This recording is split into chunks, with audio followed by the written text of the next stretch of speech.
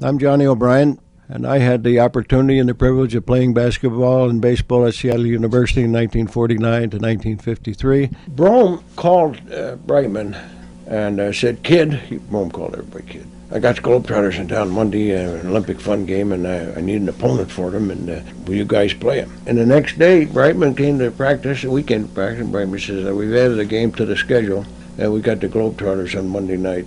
He said, "Don't concern yourself with that." He says, "I know a way to beat them."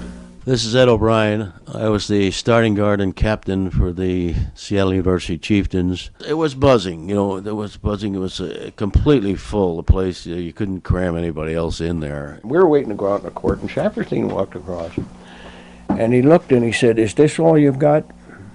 I think that's where we won the ball game, because we got a little bit testy about that remark, and we were anxious to get out there and play the game. I'm not sure what would have happened if he hadn't said that. We warmed up and they warmed up, and then they did the introductions, and we line up to start the game. And who comes out to throw up this ceremonial first ball but Joan Caulfield, the movie actress.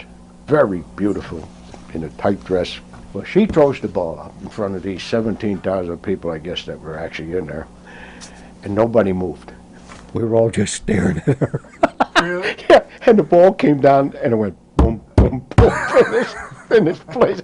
When the sound going on, he shipped that ball. Pop Haggerty grabbed the ball and he said, "Gentlemen, if you're ready to play basketball." We never really had any scouting reports like they have today.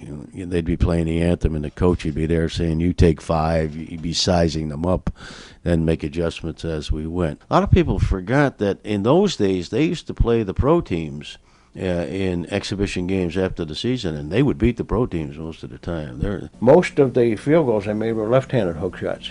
I didn't even realize that. You just do your thing and then see what happens. Well, they kept switching on John, but they were late with double teams. Nobody could stop John because he could shoot left or right, and he could jump shoot over anybody, and he could set shoot. It looked exactly like Brightman had said. The play in the second half, once they tied the game, got so intense. I didn't know what to do with the ball, so I had it in my left hand. So I saw the edge of the rim, and I went like this, and the ball kind of like in the Rocky movie. Everything stopped, and it floated up, and it went in. So I'm coming down the court. The place is electric. There's 1 point difference in that whole fourth quarter. And Goose comes alongside me. He says, "Knock that off, white boy." He said, "That's my shot." And I start laughing. He starts laughing. Ed yelling, "Get your man." I heard, now I don't know this for a fact, that no one sat down in the entire fourth quarter in that game. And I also heard that Brome got so excited he was on top of the scorer's table, running back and forth. We got down to right at the very end of the game. We were ahead by 2 points, and the Trotters made a mistake. They called a timeout, and it was their 6th timeout. So they got a technical foul. I knew when I shot the technical foul and made it that it was over.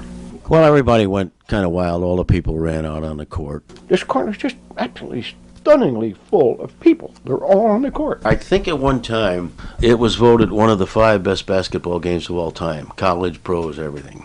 The people that went all of a sudden realized, wait a minute, we didn't see the Globetrotters. They did their show before the game, but they just saw one hell of a basketball game.